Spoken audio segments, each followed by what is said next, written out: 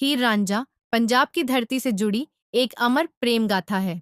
यह कहानी न केवल प्रेम और समर्पण का प्रतीक है, बल्कि सामाजिक बंधनों और परंपराओं के खिलाफ संघर्ष का भी उदाहरण है।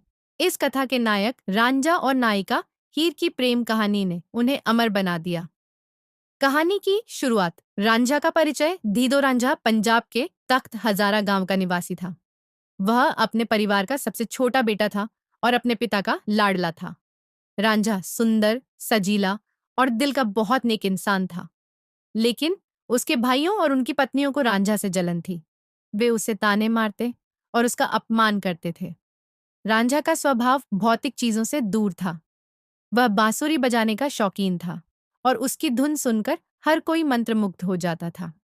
उसे प्रकृति के साथ समय बिताना बहुत पसंद था। रांझा का घर छोड़ना जब उसके भाइयों ने उसकी संपत्ति पर कब्जा कर लिया और घर में शांति खत्म हो गई, तो रांझा ने तख्त हजारा छोड़ने का निर्णय लिया। दिल में दुख और निराशा लिए वह पंजाब की ओर निकल पड़ा, जहां उसकी किस्मत ने उसे झंग पहुंचाया। हीर का परिचय। हीर सियाल जाति की एक खूबसूरत युवती थी, जो झंग गांव में रहती थी। वह अपने पिता चूचक सियाल और परिवार की शान थी। हीर की सुंदरता की चर्चा दूर दूर तक थी।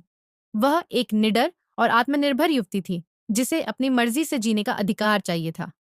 प्रेम की शुरुआत। रांझा जंग के मैदानों में भटकते हुए पहुंचा और वहां उसने हीर को देखा। पहली नजर में ही दोनों के दिलों में प्रेम जाग उठा।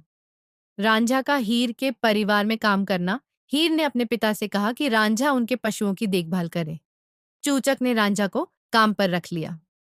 अब रांझा और हीर हर दिन एक दूसरे से मिलते और बातें करते। रांझा अपनी बांसुरी बजाता और हीर उसकी मधुर धुनों में खो जाती। उनके प्रेम ने गहराई पकड़ ली। हीर ने रांझा से वादा किया कि वह अपनी जिंदगी उसके साथ बिताएगी। समाज और परिवार का विरोध, हीर और रांझा का प्रेम धीरे धीरे गांव में चर्चा का विषय बन गया।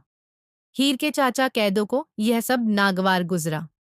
उसने हीर के माता पिता को उनके प्रेम के बारे में बताया।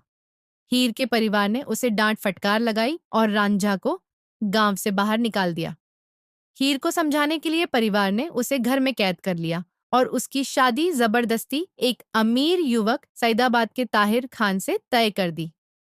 हीर ने इस शादी का विरोध किया, लेकिन उसकी एक न सुनी गई। उसे मजबूरी में ताहिर के साथ शादी करनी पड़ी। दूसरी ओर रांझा का दिल टूट चुका था। हीर की शादी की खबर ने उसे अंदर से तोड़ दिया। उसने हीर से अलग होने का गम सहा नहीं और भटकने लगा। रांझा का संत बनना। रांझा ने अपने प्रेम को पाने के लिए अध्यात्म का सहारा लिया। वह एक दरगाह पर पहुंचा और संत का वेश धारण कर लिया, लेकिन उसका दिल हमेशा हीर के पास ही था। संत बनकर उसने हीर को ढूंढने का निश्चय किया। रांझा हीर के ससुराल पहुंचा और उसे वहां से निकालने की योजना बनाई। पुनर्मिलन और संघर्ष। कई संघर्षों के बाद रांझा ने हीर को उसके ससुराल से भगा लिया। दोनों जंग वापस लौटे और चूचक से उनके विवाह की अनुमति मांगी।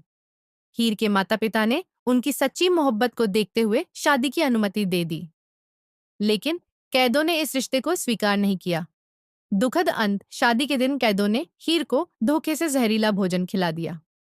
हीर की मृत्यु हो गई। जब रांझा ने यह देखा, तो उसने हीर के बिना जीने से इनकार कर दिया। उसने भी जहर खाकर अपनी जान दे दी। निष्कर्ष। हीर रांझा की कहानी सच्चे प्रेम और बलिदान की कहानी है। यह दिखाती है कि प्रेम सामाजिक बंधनों से ऊपर है।